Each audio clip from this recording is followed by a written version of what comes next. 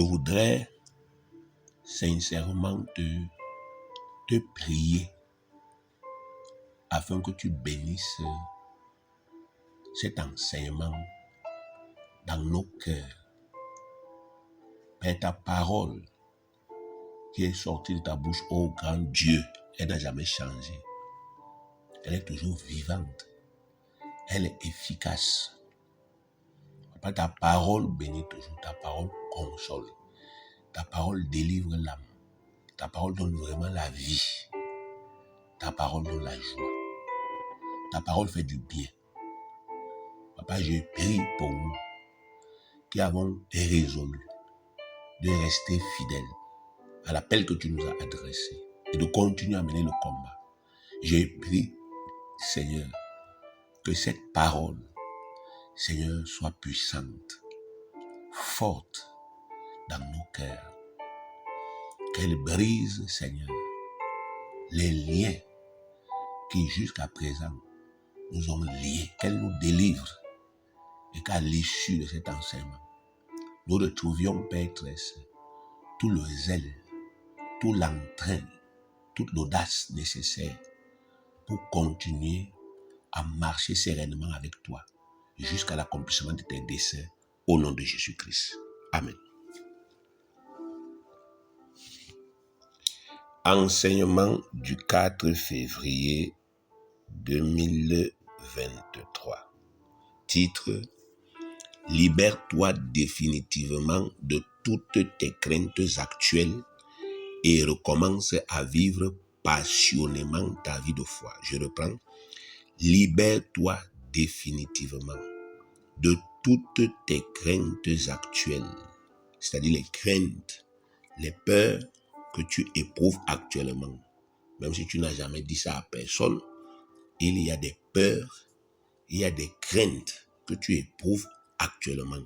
Dieu te dit, libère-toi définitivement de ces craintes-là et recommence à vivre passionnément ta vie de foi. Par Abraham Gang, qui est serviteur fidèle du Seigneur Jésus-Christ. Bien-aimé, la vie de foi, c'est un mode de vie très passionnant qui consiste de façon générale à faire entièrement confiance à Dieu, à son Fils Jésus-Christ, notre Rédempteur, à sa parole infaillible et à sa puissance infinie, le Saint-Esprit. Et ce, sans éprouver aucune crainte, quelle que soit la situation mauvaise ou dangereuse dans laquelle on peut se retrouver à un moment donné. C'est ça qu'on appelle la vraie vie de foi. C'est-à-dire ce mode de vie qui consiste à faire entièrement, totalement confiance à Dieu, à faire entièrement confiance à Jésus de Nazareth qui est notre Seigneur, à faire entièrement confiance à la parole de Dieu, ce qu'elle nous dit, et à faire entièrement confiance au Saint-Esprit qui est la puissance de Dieu. Et ce, malgré, n'est-ce pas, effectivement, les difficultés que nous pouvons rencontrer, malgré, n'est-ce pas, les problèmes dans lesquels nous pouvons nous trouver.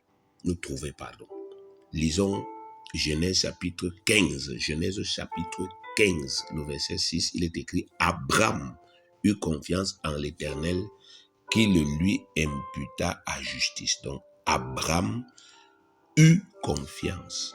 Ce texte, bien-aimé, dit en substance qu'Abraham, notre père dans la foi, a vécu toute sa vie depuis son appel en faisant entièrement confiance à Dieu, sans éprouver aucune crainte d'être déçu. C'est comme ça qu'il a vécu depuis que Dieu l'a appelé. Il a vécu sa vie depuis son appel en faisant entièrement, totalement confiance à Dieu, sans avoir peur que Dieu va me décevoir. Il a entièrement fait confiance au choix que Dieu avait fait pour lui. Il a entièrement fait confiance à l'orientation que Dieu avait décidé de donner à sa vie, bien que ça ne correspondait pas à ce qu'il pensait initialement. Il a entièrement fait confiance à la promesse que Dieu lui avait faite de lui donner un enfant mâle avec Sarah, bien que celle-ci soit stérile. Et il a entièrement fait confiance à l'appel que Dieu lui avait adressé de quitter l'aisance et le confort familial pour aller s'établir sur une terre étrangère et hostile, afin de fonder une nouvelle lignée pour Dieu et de devenir l'ancêtre du peuple de Dieu sur la terre. Voilà, bien-aimés, ce que c'est que vivre par la foi. Voilà, bien-aimés, ce que c'est que vivre en faisant entièrement confiance à Dieu pour sa vie, quel que soit ce qu'il nous demande. C'est, n'est-ce pas, effectivement, ce que c'est que vivre par la foi authentique, vivre en faisant confiance à Dieu, quel que soit ce qu'il nous demande, quel que soit ce que ça nous coûte, et quelle que soit la situation dans laquelle on se trouve. Abraham l'a fait. Par la suite, Dieu a donné à Abraham exactement ce qu'il espérait dans son cœur, à savoir un fils avec Sarah, sa femme. Et quand Dieu l'a mis à l'épreuve en lui demandant de sacrifier ce fils qu'il avait tant désiré, il n'a pas hésité un seul instant à le faire, prouvant par là, bien-aimé, à Dieu que sa confiance en lui était sans faille.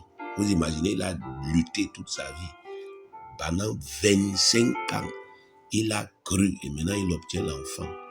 Il n'a même pas encore joui pleinement, n'est-ce pas, de l'existence de cet enfant-là. L'enfant n'est même pas encore adulte que Dieu lui dit déjà, sacrifie-moi cet enfant. Et nous constatons qu'il n'est jamais entré en rébellion. Il n'est jamais entré en contestation. Il n'est jamais entré en discussion avec Dieu. Au contraire, il a, n'est-ce pas, diligemment obéi. Il est allé pour sacrifier son fils. Et il a ainsi prouvé à Dieu qu'il avait une confiance parfaite en lui. Une confiance totale. La Bible dit que il pensait dans son cœur que même si il sacrifie cet enfant, Dieu va le ressusciter et Dieu va permettre que cet enfant soit son héritier comme lui, comme le Seigneur le lui avait promis, bien-aimé. De telles personnes sont toujours honorées grandiosement par le Seigneur. Dieu les bénit de façon exponentielle. Dieu les bénit d'une manière qui dépasse l'entendement. Parce que la confiance qu'ils ont faite à Dieu était aussi une confiance, bien-aimée, exponentielle. Genèse 24, verset 1 dit ceci. Abraham était vieux, avancé en âge. Et l'Éternel avait béni Abraham en toutes choses. Et l'Éternel avait béni Abraham en toutes choses. Magnifique, n'est-ce pas, bien-aimé? C'est magnifique. C'est-à-dire, le seul mot qu'on peut utiliser devant une telle bénédiction, c'est que c'est magnifique, n'est-ce pas? Dieu a béni Abraham en toutes choses. Ça veut dire que Dieu a béni Abraham sur le plan de la santé. Il a béni la santé d'Abraham. Dieu a béni Abraham sur le plan de la longévité. Il lui a donné une longue vie. Dieu l'a béni sur le plan familial. Il a béni sa famille. Même Ismaël, son fils qu'il a eu avec Agar, Dieu l'a béni. Dieu l'a béni sur le plan financier et matériel. Abraham était béni financièrement et matériellement. Il ne connaissait pas la dette, il ne connaissait pas le manque, il ne connaissait pas la précarité. Il ne s'est jamais prosterné devant quelqu'un pour demander quelque chose. Dieu l'a béni, bien-aimé, sur le plan sociétal. Abraham était quelqu'un de respecté dans la société, quelqu'un de craint. Dieu l'a béni, n'est-ce pas? Sur ce plan-là, vous connaissez que quand son neveu Lot avait été enlevé, les princes de Sodome et Gomorrhe sont venus le voir. C'est lui qui allait faire la guerre et qui a délivré ses rois. Donc c'était un homme considéré. Dieu a béni sa descendance. Bref, Dieu l'a béni sur tous les plans de sa vie. Imaginez un peu ce que ça signifie. Une vie bénie dans tous ses aspects. Il n'y a rien qui fait défaut. Voilà le type de bénédiction qu'un enfant de Dieu doit désirer aujourd'hui. Une bénédiction pleine, une bénédiction complète, sans aucun désagrément. Une bénédiction qui permet un épanouissement total. Et la clé, bien aimé, pour y accéder, reste et demeure une vie de foi passionnée pour Dieu et pour les choses de Dieu, comme, n'est-ce pas, effectivement, ce fut le cas d'Abraham. La vraie vie de foi, bien aimé, c'est la vie qui consiste à croire en tout temps, à croire en tout temps, sans le moindre doute, que Dieu est absolument fiable. La vraie vie de foi, c'est la vie qui consiste à croire en tout temps, sans le moindre doute, que Dieu est absolument fiable, qu'il est absolument digne de votre confiance et qu'il ne fera jamais défaut dans votre vie, surtout quand les jours deviennent mauvais. Quand quelqu'un ne croit pas quand quelqu'un ne croit que quand ça va comme il veut, quand quelqu'un ne croit que quand ça va comme il veut, il n'est pas un vrai croyant bien-aimé. Généralement, quand les choses se gâtent dans sa vie, il cesse de faire confiance à Dieu et il commence à se débrouiller par lui-même pour atteindre le bien-être. Les vrais croyants ne réagissent jamais ainsi, jamais. Ceux qui ont vraiment mis toute leur confiance en Dieu continuent d'espérer en lui, même lorsque ils sont, n'est-ce pas, dans les pires détresses. Quelqu'un a mis son cœur en Dieu, bien aimé, son cœur qui est en lui, il a mis ça en Dieu et que c'est Dieu qui règne dans ce cœur, c'est Dieu qui vit dans ce cœur. Il continue d'espérer en Dieu, même quand il est dans les pires détresses. Quand la détresse arrive, il ne profite pas de la détresse pour dire « Ah, j'ai cru, Dieu m'a trahi, maintenant je laisse Dieu ». Lisons ce que la Bible nous dit, Psaume 4, verset 1, au chef des chantres, avec instrument à cordes, Psaume de David. On parle du roi David. Lisons ce qu'il dit. Quand je crie, réponds-moi, Dieu de ma justice. Quand je suis dans la détresse, sauve-moi, aie pitié de moi, écoute ma prière. Vous voyez, il y avait des détresses dans sa vie. Et lorsque c'est arrivé, il n'a pas profité de cela pour aller se débrouiller par lui-même. Non, il a crié à Dieu. Il continue de croire même dans la détresse. Psaume 107, le verset 6. Dans leur détresse, ils criaient à l'Éternel et il les délivra de toutes leurs angoisses. Ce sont aussi des croyants ici. Ils étaient dans la détresse. On dit qu'ils ont crié à l'Éternel. Et ils n'ont pas abandonné l'Éternel parce que la détresse est survenue.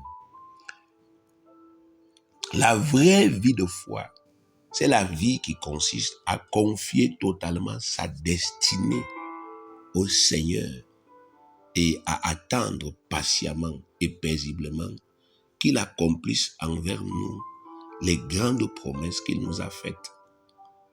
Parfois, cette attente est longue, bien-aimé. Elle est longue à nos yeux.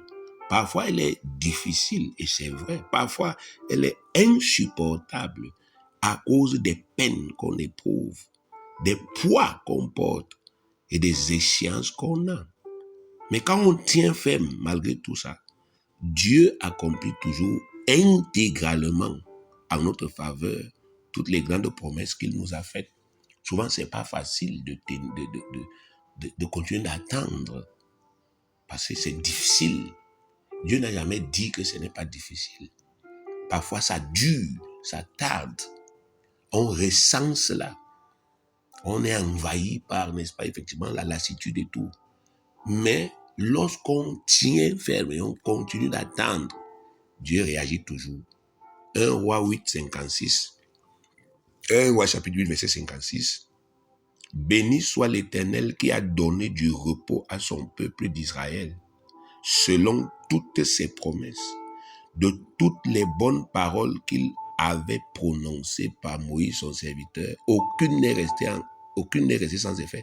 Imaginez, quand il avait prononcé, il a commencé à parler depuis Abraham. Je vais délivrer tes descendants, je vais leur donner une terre qui sera à eux. Ça a pris du temps, ça a pris des générations. Mais ici, dans 1 Roi chapitre 8, verset 56, Moïse n'est même plus là. Mais la parole de Dieu n'est pas morte avec Moïse. Ceux qui ont continué, ils ont accédé à la terre promise. Ils ont eu des terrains. Je parle des terrains, des lopins de terre qui leur appartenaient. Et c'était un bon pays, ils se sont reposés. Et ils rendent hommage ici à Dieu. Donc Dieu fera aussi la même chose avec nous aujourd'hui, si nous continuons d'être fermes. Bien-aimés, la vraie foi, la vraie vie de foi, c'est la vie qui consiste à accepter sans réserve les choix de vie que Dieu a fait pour nous, à accepter la voie qu'il a tracée pour nous, à accepter les lois qu'il a instituées pour nous et à s'efforcer chaque jour de suivre cette voie en pratiquant ces lois pour parvenir à la fin qu'il a fixée pour nous. Parfois, les choix de Dieu ne correspondent pas à nos choix. Les choix que Dieu a fait pour nous sont aux antipodes de ce que nous pensions faire dans nos vies. Nous pensions être ceci dans la société. Mais Dieu a choisi que nous soyons autre chose. Et souvent, les faux croyants n'acceptent pas les choix de Dieu. Ils n'acceptent pas les choix que Dieu a fait pour eux. Au lieu de lui faire entièrement confiance en tant que leur créateur, ils passent tout leur temps à essayer de convaincre Dieu de les suivre dans la voie qu'ils se sont eux-mêmes tracée. Et pour finir, ils sont grandement déçus. Bien aimé, le vrai croyant n'agit jamais ainsi. Il reconnaît que c'est Dieu qui a le pouvoir de définir ce qu'il doit être. C'est pour ça qu'il est Dieu. Dieu a créé les cieux et la terre. C'est lui qui a dit que ça c'est le caillou. Et c'est lui qui a dit que ça c'est le pain. C'est lui qui a dit que tu es homme. Et aujourd'hui, bien aimé, il dit que en tant qu'homme, il a choisi que tu sois serviteur de Dieu à plein temps. Il a choisi de te donner cet honneur-là. Mais toi, tu dis non. Parce qu'autour de toi, tu vois un frère qui est ingénieur. Tu vois une sœur qui a Bac+7. Tu as donc la convoitise. Tu vois tel frère qui travaille dans tel endroit et qui a un salaire. Et tu es attiré par ça. Tu veux aussi être comme eux. Alors qu'au fin fond de toi, tu sais que Dieu, lui, il a dit non. Ton métier à toi, c'est serviteur de Dieu à plein temps. Mais tu as refusé ça. Parce qu'effectivement, il y a la convoitise. Tu refuses le choix de Dieu. Bien aimé, le vrai croyant n'agit pas ainsi. Le vrai croyant reconnaît que c'est Dieu qui doit décider ce qu'il lui, il doit être. Il accepte docilement et humblement les choix de Dieu. Il s'applique chaque jour à comprendre ses choix, à les aimer et à pratiquer les principes de vie que Dieu lui enseigne. Et pour finir, il devient ce que Dieu a établi qu'il soit. Et il est pleinement épanoui. Tel fut le cas d'Élisée, qui était un grand agriculteur, mais que Dieu a décidé d'en faire un prophète à plein temps. Lisons ce qui s'est passé.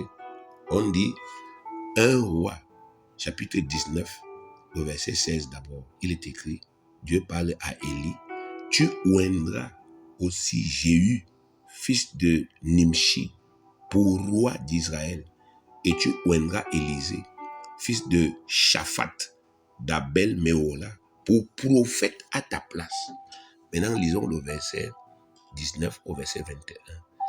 Élie partit de là et il trouva Élisée, fils de Shaphat, qui labourait. Il travaillait.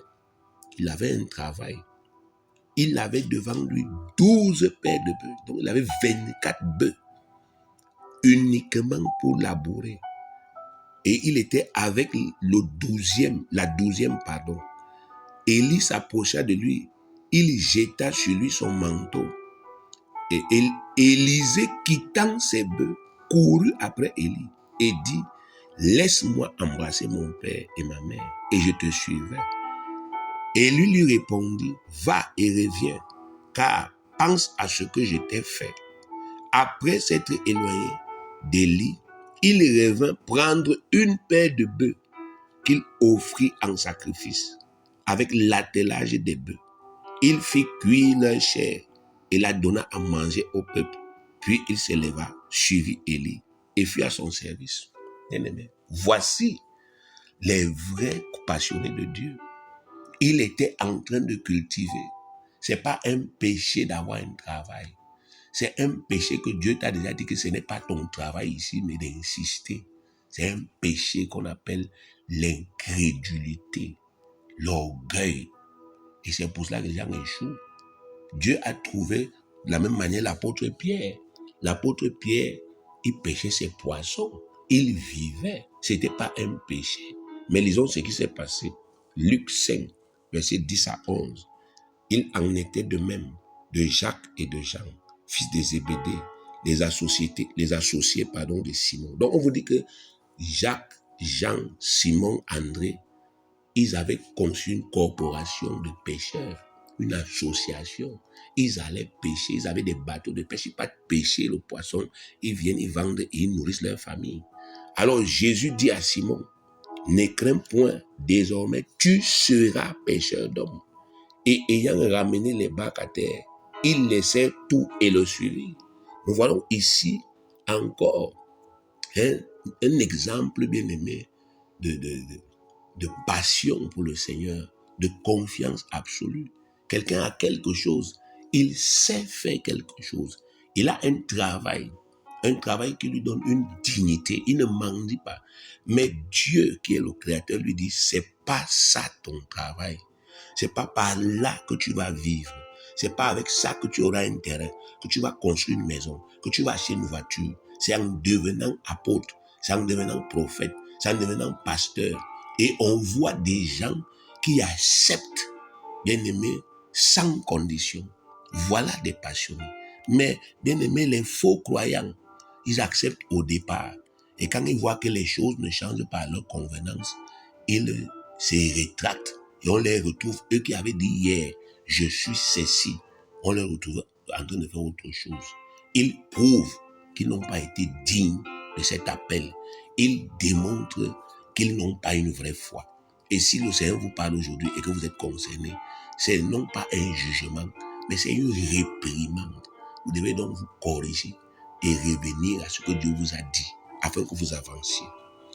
La vraie vie de foi, bien aimé, la vraie vie de foi, c'est celle qui consiste à continuer à suivre Dieu et à suivre Jésus-Christ docilement et joyeusement, pas avec un mauvais cœur, mais avec joie, même quand ça devient si difficile qu'on n'arrive plus à avancer. La vraie foi, c'est continuer à espérer en lui, sans se détourner de la voie, ni à gauche ni à droite. Et ce, même quand on subit des pressions diaboliques mortelles. Tel fut le cas des premiers apôtres du Seigneur Jésus-Christ. Ils ont fait face à des oppressions terribles, mais ils ont continué à suivre et à servir joyeusement malgré les outrages, croyant que Dieu était avec eux et qu'il allait arranger les choses favorablement. Ça, c'est ce qui s'est passé, bien-aimés. Tout n'était pas rose pour eux. Lisons Acte 5, versets 40 à 42.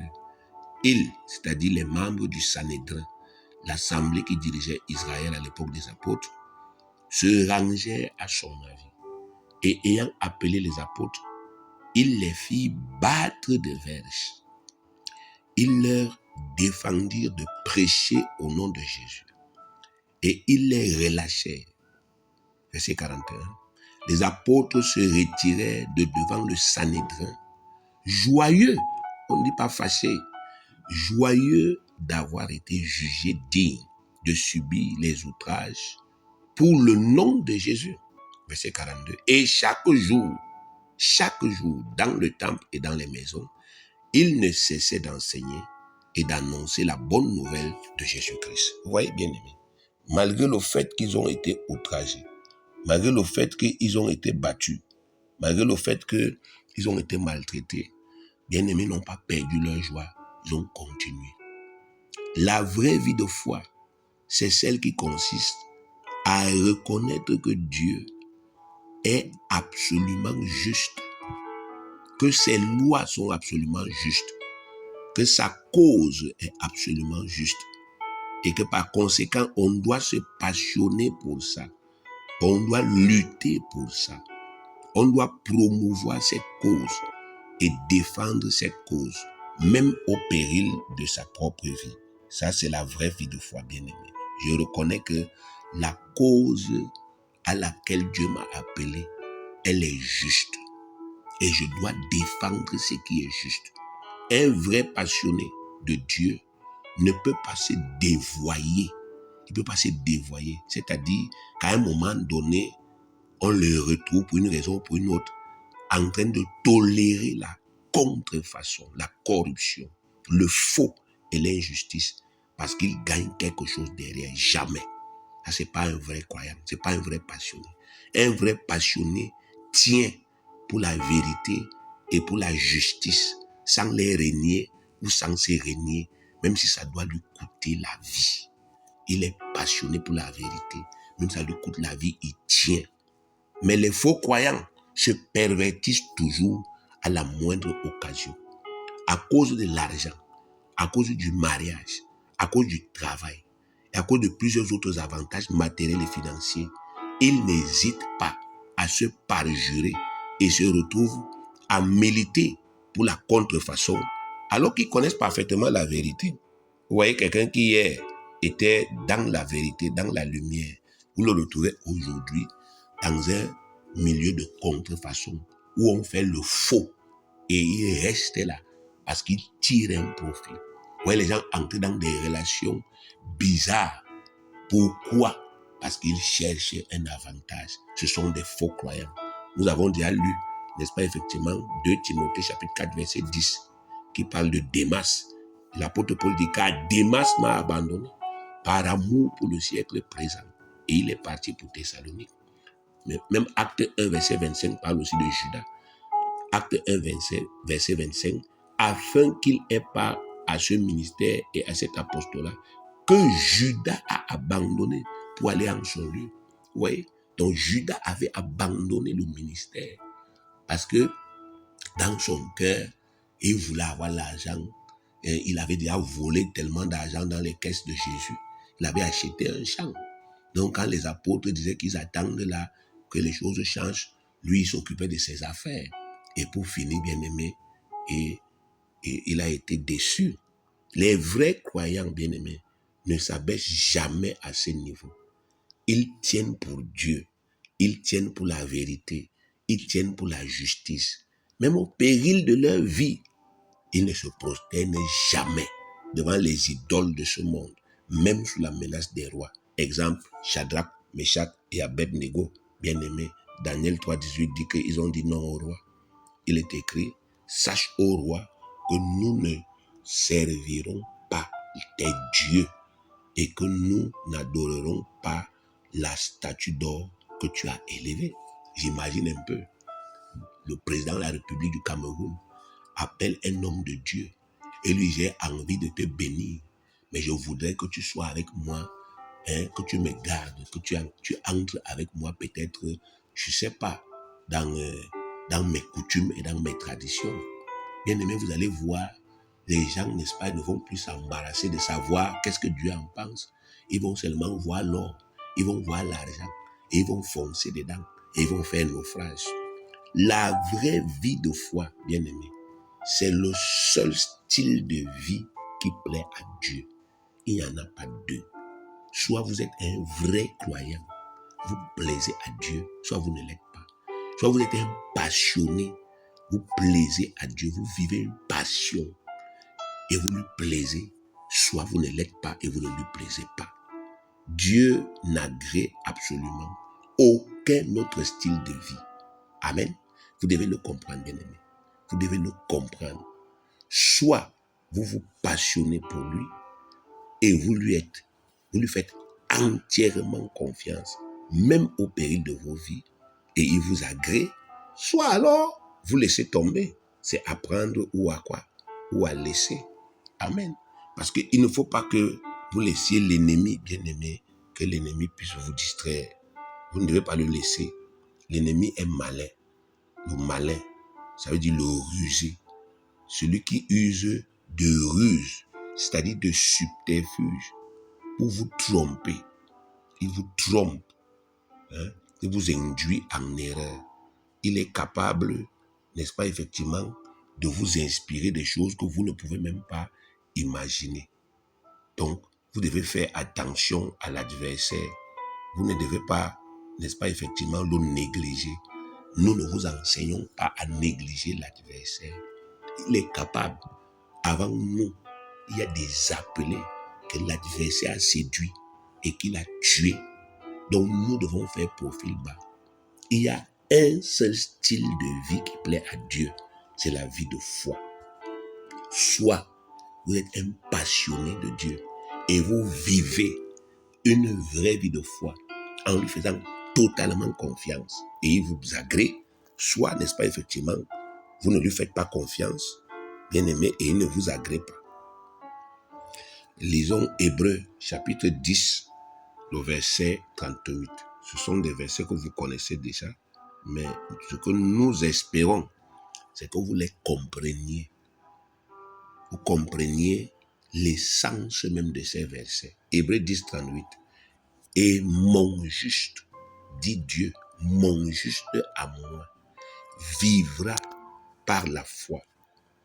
Mais s'il se retire, mon âme ne prend pas plaisir en lui.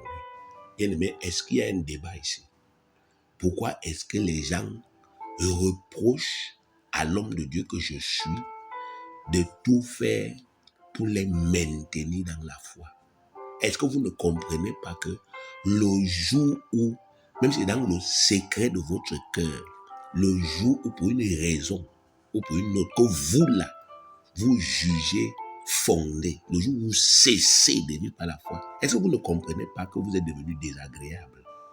C'est ce qui est écrit. C'est dans votre Bible. Vous pouvez encore lire cela. Hébreux chapitre 11, verset 6. Or, sans la foi, il est impossible de lui être agréable. Vous n'avez pas besoin de faire la magie.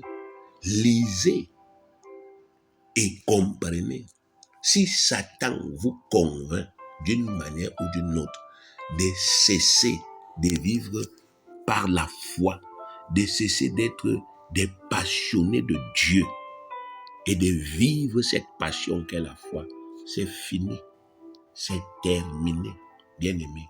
Tôt ou tard, vous allez vous casser la gueule. Avec Dieu, soit vous êtes chaud et il vous approuve, soit vous êtes froid et il vous vomit. Il n'y a pas d'autres options. Apocalypse 3, verset 16. Ainsi, parce que tu es tiède et que tu n'es ni froid ni bouillant, je te vomirai de ma bouche. Je vais te vomir. Ce n'est pas quelqu'un qui parle ici, c'est le Seigneur Jésus qui parle. Comme tu as choisi d'être tiède, tu n'es ni chaud ni froid.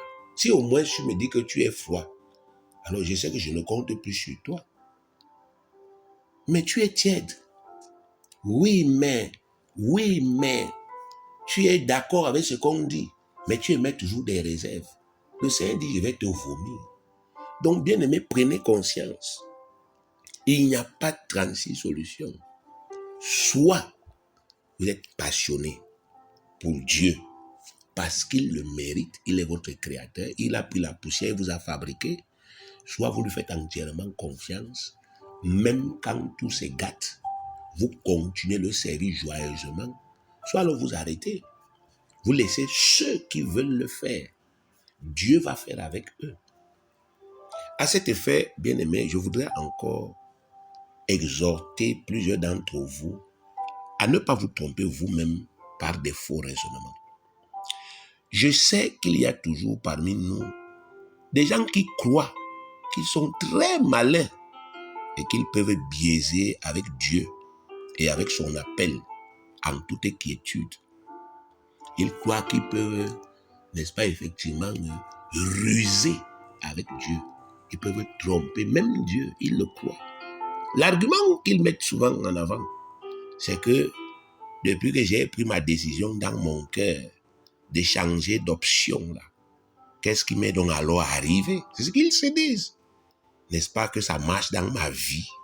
J'ai trouvé ceci, j'ai eu cela, et patati et patata. Donc, voilà ce qu'ils se disent, bien-aimés.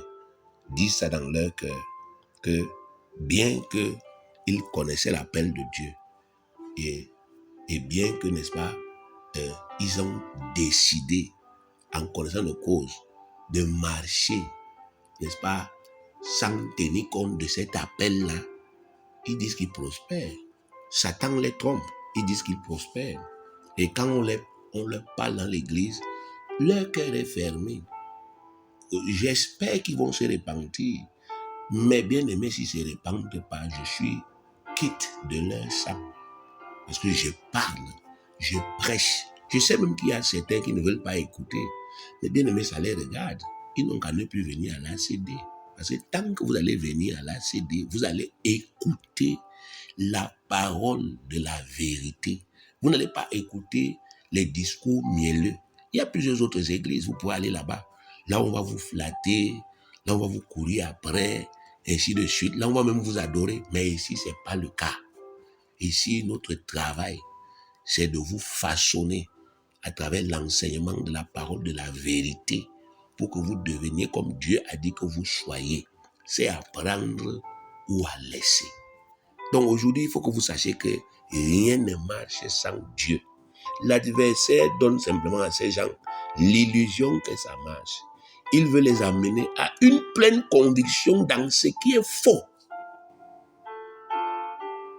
Il veut que ces gens-là soient convaincus qu'ils ont raison. Alors que lui, l'adversaire, il sait qu'ils ont tort. Vous ne pouvez jamais marcher en contradiction avec l'appel de Dieu et vous réussir. Ce n'est pas possible. L'appel de Dieu est une loi. L'appel de Dieu est une ordonnance. Dieu a dit à Abraham que tu es apôtre. C'est une loi. C'est un décret. Regardez quand le président de la République décrète, il dit que tel est ministre, que la personne là essaie de dire non. Vous allez voir ce qui va arriver. C'est une loi. Et dès que ça sort comme ça, bien aimé, les cieux et la terre prennent acte de ça. Donc si Dieu vous a choisi dans votre famille, il vous a dit vous êtes ceci. Sortez de là, bien-aimés. Vous êtes hors la loi. Faites ce que vous voulez. Dites ce que vous voulez. Allez critiquer l'homme de Dieu que je suis. Vos critiques là, bien-aimés, ça me conforte dans ma foi.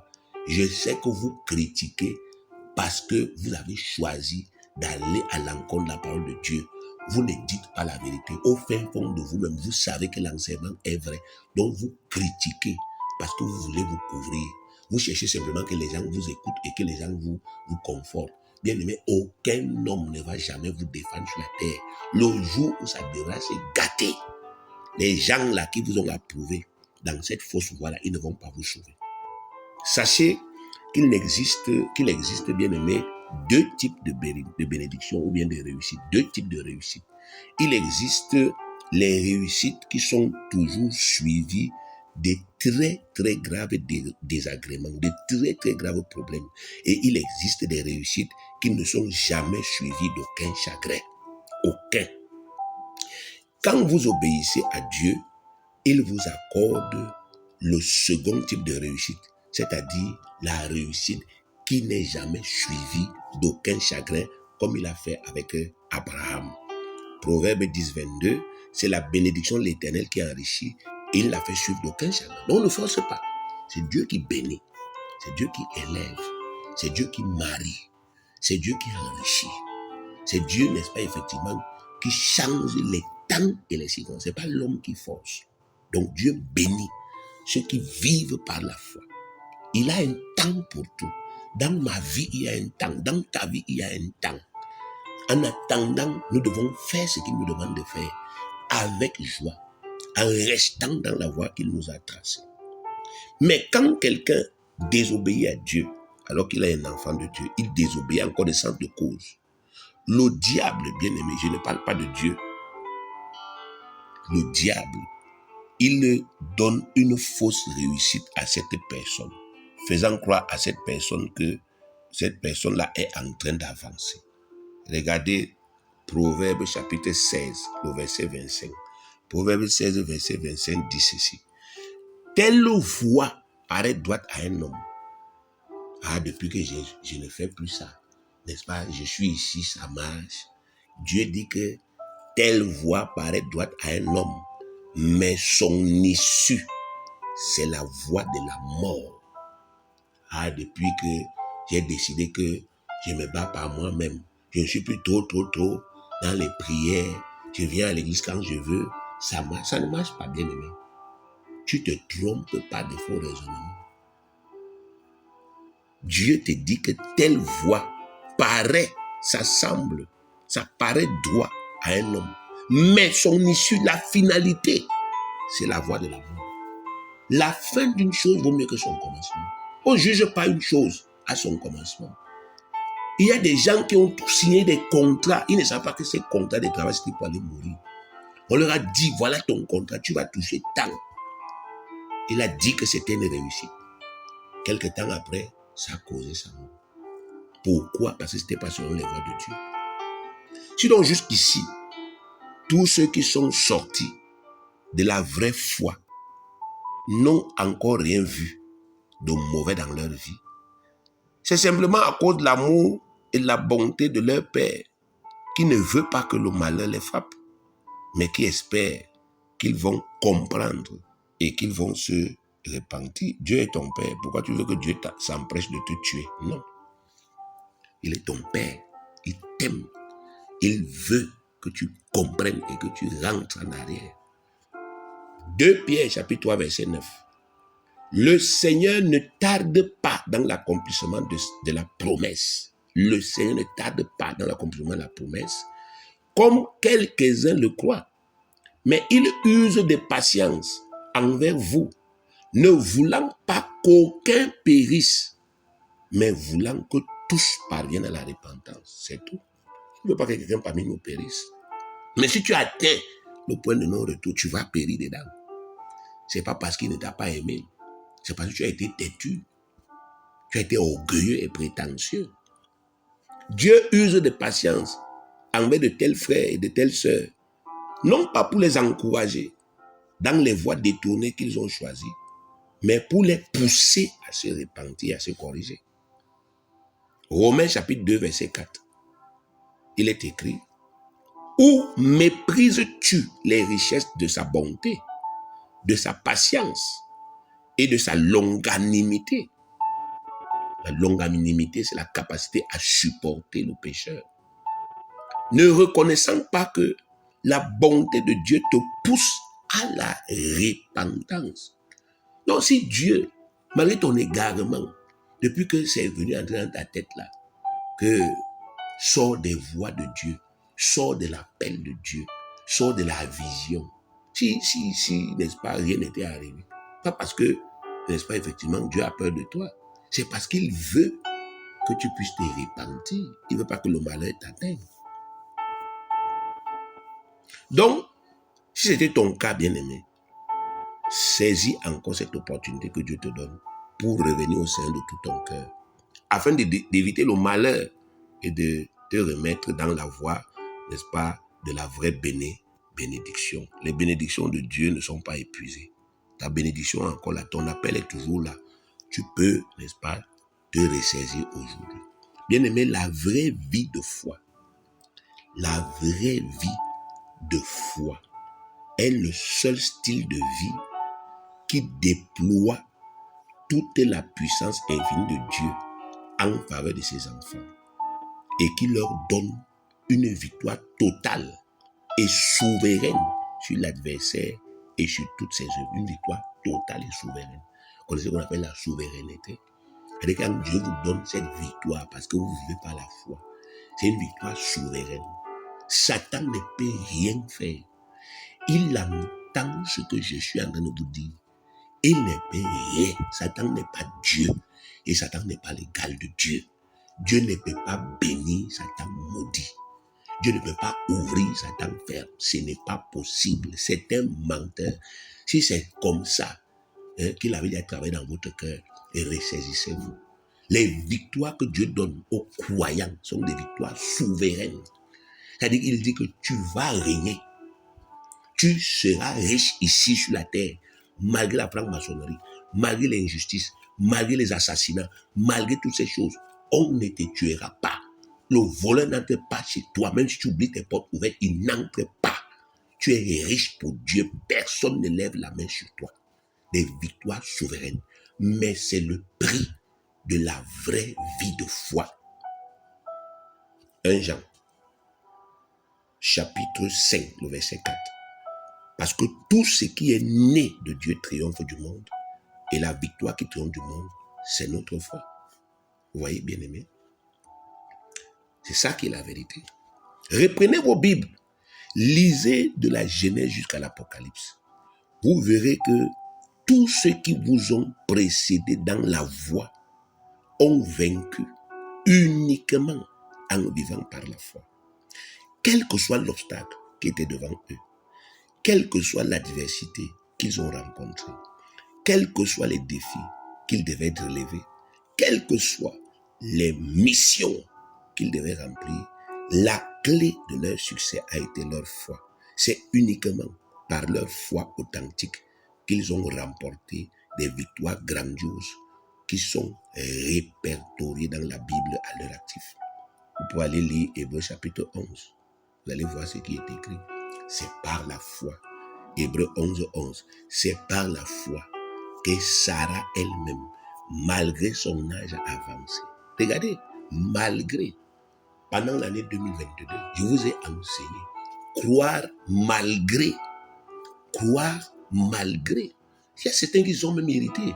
Pourquoi on nous dit toujours de croire malgré? Mais bien aimé, parce que vous êtes dans de mauvaises périodes. Voilà ça qu'on lit ici dans la Bible. C'est par la foi que Sarah elle-même, malgré son âge avancé, c'était pas facile. Elle était peinée. Mais on dit malgré ça, fut rendue capable d'avoir une postérité parce qu'elle crut à la fidélité de celui qui avait fait la promesse. Vous pouvez lire, bien aimé, c'est rempli. Ils ont gagné des batailles terribles. Ils ont renversé l'adversaire. Ils l'ont battu à plate couture. Regardez, n'est-ce pas, effectivement, Hébreux 11, verset 33. Qui, par la foi, vainquirent des royaumes. Les croyants d'avant, ils ont renversé des royaumes. Ils ont vaincu des royaumes, exercèrent la justice. Ils ont exercé la justice. Dans un monde de corruption, bien aimé, ils ont exercé la justice, obtinrent des promesses, fermèrent la gueule des lions. Bien aimé, vous entendez ça? Par leur foi, ils ont exercé la justice. Ils n'ont pas passé le temps à se plaindre. Nous sommes dans un pays injuste. Mais Dieu dit que vous pouvez exercer la justice. Si et seulement si vous devenez des passionnés, là où vous serez, je vais répandre ma justice. Mais est-ce que c'est, bien aimé, quelque chose qui est dans notre conscience, que nous pouvons être élevés par Dieu dans ce pays, partir de rien et accéder à des hautes sphères de pouvoir seulement pour exercer la justice? Est-ce que c'est quelque chose qui effleure même notre pensée? Je ne sais pas. Mais je continue de le dire à tout le monde parce que je sais que c'est notre appel. C'est aussi uniquement par cette même foi que le Père attend que nous prévalions aujourd'hui. Dieu ne fait pas exception de personne. Si eux ont prévalu par la foi, nous aussi, nous passons par le même chemin. Et ça, le diable le sait pertinemment. C'est pourquoi il travaille avec acharnement pour nous effrayer, afin que nous cessions de faire confiance à Dieu. C'est le travail qu'il fait. Le diable utilise tous les mots qui minent nos vies actuellement pour nous effrayer. C'est tout ce que Satan fait actuellement là. Effrayer les gens. Effrayer les gens. Effrayer les gens. Il utilise toutes les difficultés du temps présent pour nous terroriser. Il utilise le temps qui ne fait que passer, sans, n'est-ce pas, effectivement, que nous voyons les changements, pour nous inspirer la frayeur par rapport à notre avenir.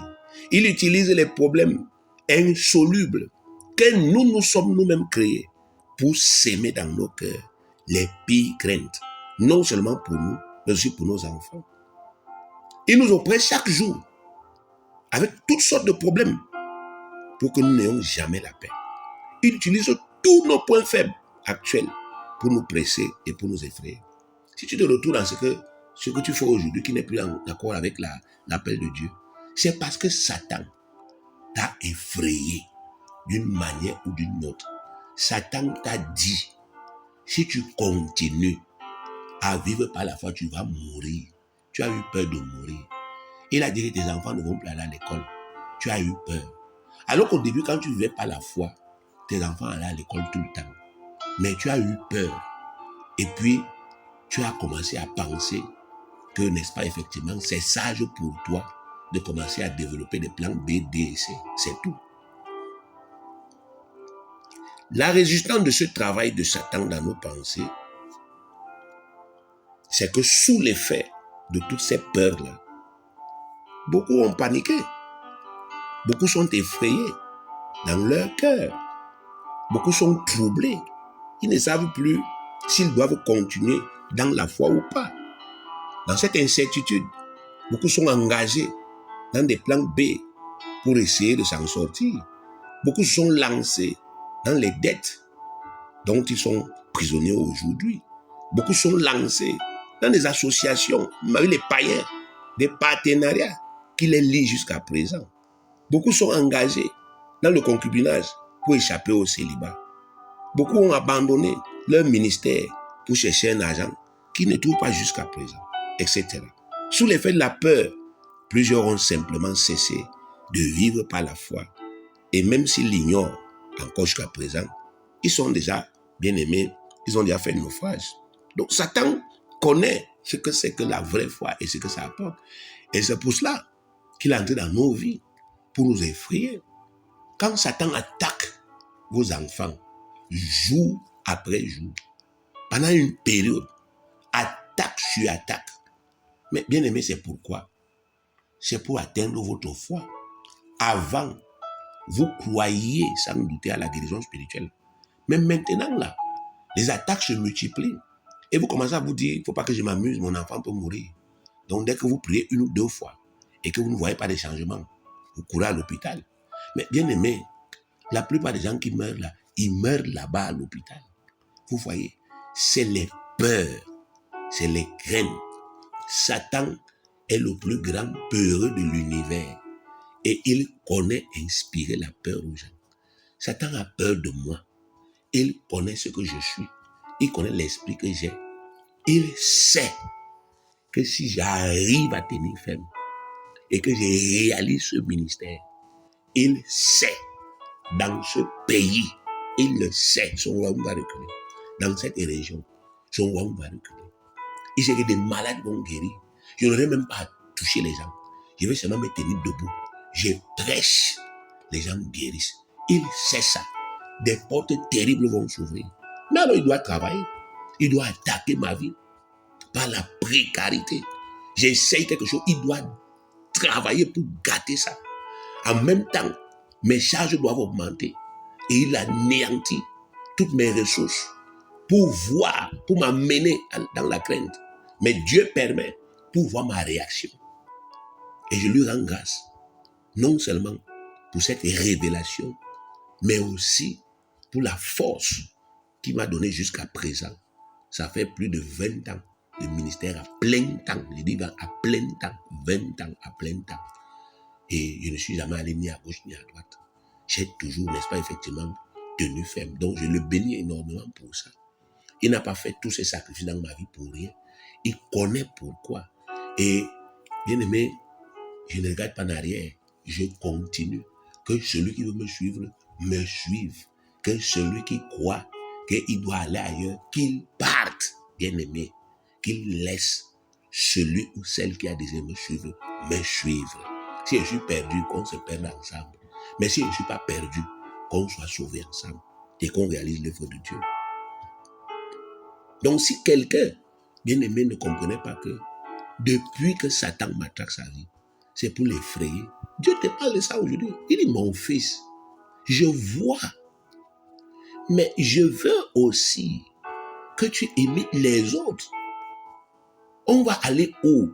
Si chaque fois qu'on t'égratigne, tu es capable d'abandonner la voie, chaque fois que ça ne va pas, tu es capable d'abandonner. Mais mon fils, il faut devenir fort. Ma fille, il faut devenir fort. Ceux qui, sous l'effet de la peur, là, ils ont changé de cap et tout. Ils ont déjà fait naufrage. Et nous croyons que Dieu, dans son amour, les conscientise aujourd'hui pour qu'ils reviennent en arrière. Bien aimé, ceci prouve à suffisance que la peur est le véritable ennemi de la vraie vie de foi. La crainte est un très grand piège satanique qui lie les enfants de Dieu et qui les empêche de se mouvoir. Quand vous avez peur, vous ne pouvez plus agir comme Dieu vous demande d'agir.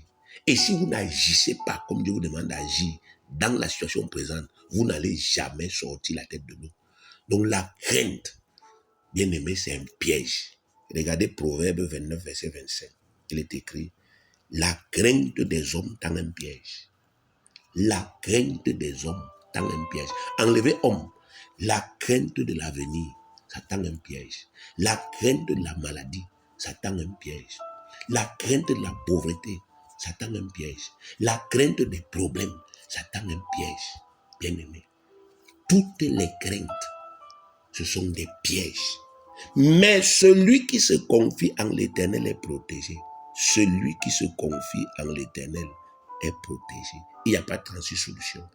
Tant qu'il y a des craintes dans vos vies, vous ne serez jamais libre de vivre votre passion pour Dieu, même si vous le désirez sincèrement. Ça se voit tous les jours. J'ai envie, mais, bien aimé, tu es tombé dans le piège de la crainte. Il y a une crainte en toi. Tu sais que la parole est la vérité. Si tu es honnête, tu sais ça dans ton cœur. Mais il y a une crainte. Tu es tombé dans un piège. Tu es lié quelque part. Et ça t'empêche d'aller dans le sens de Dieu. Et tant que tu es lié, rien ne va changer. C'est pourquoi vous devez à tout prix tuer ces craintes. Je dis bien tuer ça. Afin que vous soyez totalement libre de vivre la vraie vie de foi à laquelle Dieu vous a appelé et à laquelle vous avez dit oui hier, en pleine connaissance de cause. Vous avez dit oui. Hier, vous avez dit oui et vous avez vu des signes. Hier, vous avez dit oui. Vous avez vécu en attendant de Dieu. Vous avez connu des arrières de loyer, mais Dieu a payé. Hier, vous avez vécu, vous n'aviez pas l'argent, bien aimé. Dieu vous a nourri. Il vous a nourri. Il a envoyé vos enfants à l'école. Hier, bien aimé, vous n'aviez pas de travail. Dieu a pris soin de vous. Hier, vous aviez des problèmes. Dieu, n'est-ce pas, effectivement, vous n'aviez pas de solution. Dieu a trouvé des solutions. Hier, vous aviez des attaques. Dieu vous en a délivré. Hier, vos enfants étaient malades. Dieu les a guéris. Aujourd'hui, quelque chose est venu entrer en vous. La peur. Et vous voulez gérer cette peur par la chair. Bien-aimé, ressaisissez-vous. Vous devez tuer ça. Sinon, vous ne serez jamais libre.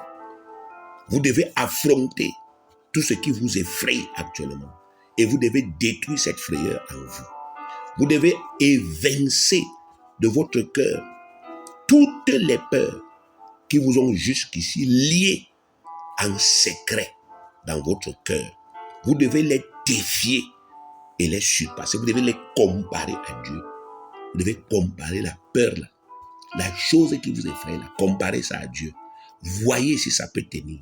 Et vous allez comprendre que vous n'avez pas raison d'avoir peur. Vous devez briser l'emprise de ces choses dans vos cœurs afin que ces craintes cessent de vous lier psychologiquement. Et la seule façon d'y parvenir, bien aimé, c'est la croyance positive, la croyance selon Dieu, la croyance selon la parole authentique de Dieu. Il n'y a pas de 36 solutions. Jean 14, verset 1. Il est écrit que votre cœur ne se trouble point, que votre cœur ne s'effraie point. Croyez en Dieu et croyez en moi. C'est clair, simple, net, limpide. D'un côté, il y a trouble, de l'autre, il y a croyance. Tu ne peux pas avoir les deux en même temps. Parce que ces deux croyances-là s'excluent. La peur et la croyance positive, ça s'exclut. Le trouble et l'assurance, le trouble et la confusion, ça s'exclut. Si tu es troublé, tu n'es pas rassuré. Si tu es rassuré, tu n'es pas troublé. Si tu as la peur, tu n'as pas la foi. Si tu as la foi, tu n'as pas la crainte. Donc, il y a quelqu'un parmi les deux que vous devez tuer, et c'est la foi. Le seul remède, c'est de croire en Dieu et de croire en Jésus-Christ. Seule la croyance authentique en Dieu et en Jésus-Christ possède le pouvoir d'affranchir quelqu'un de la peur. Satan peut effrayer tout le monde, sauf Dieu et Jésus-Christ.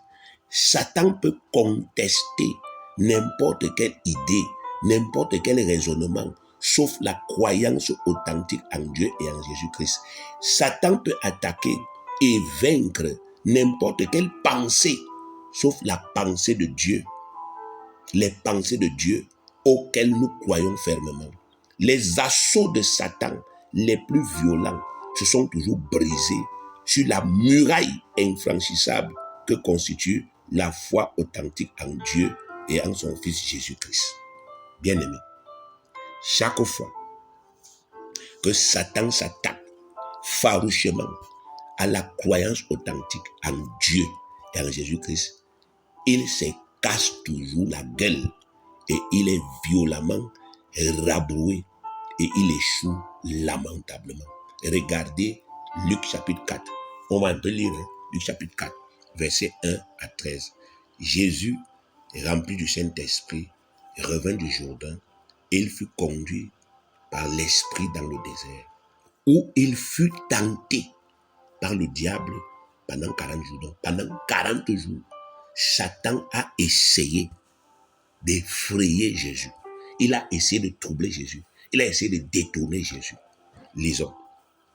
Verset 3.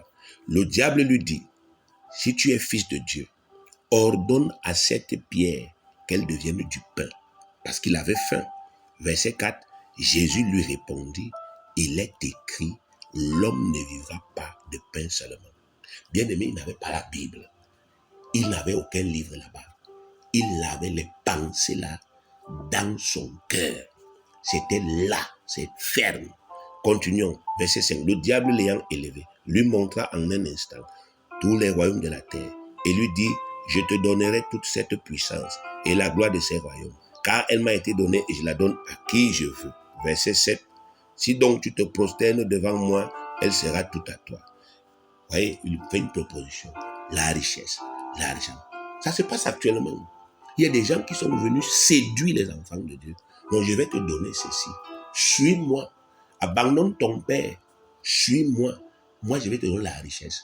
Je vais te donner les maisons. Je vais te donner les voitures. Et ils ont suivi ces gens. Voyons si c'était le cas de Jésus. Verset 8. Jésus lui répondit, il est écrit, tu adoreras le Seigneur, ton Dieu, et tu le serviras lui seul. Verset 9. Le diable le conduisit encore à Jérusalem, le plaça sur le haut du temple et lui dit, si tu es fils de Dieu, jette-toi d'ici en bas, car il est écrit, il donnera des ordres à ses anges à ton sujet, afin qu'ils te gardent. Maintenant, il prend la parole, il la tord, il la sort de son contexte, toujours pour amener le Fils de Dieu à tomber. Verset 11. Et ils te porteront sur les mains de peur que ton pied ne heurte contre une pierre. Verset 12. Jésus lui répondit, il est dit, tu ne tenteras point le Seigneur ton Dieu. Tu ne le tenteras pas. Tu ne vas pas aller faire quelque chose qu'il t'a dit de ne pas faire. Parce que tu estimes que. Il le lui dit, bien-aimé. Oh Seigneur, que ton peuple comprenne. Après l'avoir tenté de toutes ses manières, le diable s'éloigna de lui jusqu'à un moment favorable. Vous voyez, il n'est pas tombé. Satan s'est cassé la gueule. Satan a été vaincu. Il est venu pendant 40 jours, mais n'a pas réussi. Pourquoi? Parce que dans le cœur du Christ, il y avait une passion, la foi authentique de Dieu. Et on ne peut rien, on ne peut pas briser ça, on ne peut pas casser ça, on peut attaquer ça n'importe comment, mais on ne peut pas briser. Parce que ça repose sur Dieu. Et ça repose sur le Christ crucifié et glorifié. Notre Pâque a été immolé. Vous ne pouvez pas casser ça. Bien-aimés, tout ce que Dieu dit à votre sujet là, c'est réellement possible à celui qui croit. Même si vous étiez déjà tombé dans le refroidissement total, même si vous aviez déjà abandonné le combat par désespoir, vous pouvez recommencer aujourd'hui grâce à la faveur surabondante de Dieu qui est en Jésus-Christ et qui supplée à tous vos manquements. Vous pouvez recommencer à marcher par la foi aujourd'hui, si vous le voulez, et vous pouvez recommencer à voir les choses changer favorablement, même si tout a été gâté, car la foi authentique est infaillible. Vous le pouvez, bien aimer. Tout ce que Dieu vous dit là, c'est possible. Votre mariage, votre bénédiction, c'est possible. Nous le croyons. Nous savons que c'est faisable. Et nous croyons que c'est le temps. Nous n'avons pas la même manière d'analyser que les païens. Moi, je suis un homme spirituel. Et quand ça devient de plus en plus dur, je sais que c'est le temps. Parce que l'acharnement de Satan prouve que c'est le temps, que la bénédiction est prête. Il faut donc redoubler d'efforts. C'est possible, bien aimé, ce repos est possible. Mais la condition, c'est que vous reveniez à la foi authentique. Si vous décidez de revenir à la foi, vous allez voir, la foi authentique, bien aimé, elle est infaillible. Elle ne ment pas. Elle ne trompe pas. Même si vous êtes seul, vous allez vous en sortir. Jean 11, 40. Jésus lui dit, ne t'ai-je pas dit que si tu crois, tu verras la gloire de Dieu? Si tu crois, si tu es passionné, tu vas voir la gloire. Et ces femmes-là ont vu un gars qui était mort depuis 4 jours. Il a ressuscité, bien-aimé. Gloire à Dieu pour le récit. Gloire à Dieu pour ce témoignage, qui est un encouragement pour toi aussi. Acte 8, verset 37, la partie A. Philippe dit, si tu crois de tout ton cœur, cela est possible. Si tu crois, bien-aimé, de tout ton cœur. C'est pas si tu fais semblant. Tu vas encore essayer pendant ce mois pour voir. Non, ça ne marche pas. Ça ne marche pas. Ça, c'est la tentation. On ne tente pas le Seigneur. Si tu crois de tout ton cœur, si tu te mouilles, si tu t'engages sans arrière-pensée, sans condition, en lui faisant confiance, c'est possible. Bien-aimé, je prie que Dieu, votre tendre bon Père Céleste, vous accorde une pleine conviction au sujet de cet enseignement, afin que vous soyez convaincus au fond de vous-même que c'est lui qui vous parle et non pas moi, et que fort de cette conviction, vous receviez le courage, la joie, la force d'affronter toutes vos craintes actuelles et de recommencer à vivre passionnément votre vie de foi avec votre Dieu au nom de Jésus-Christ. Père éternel,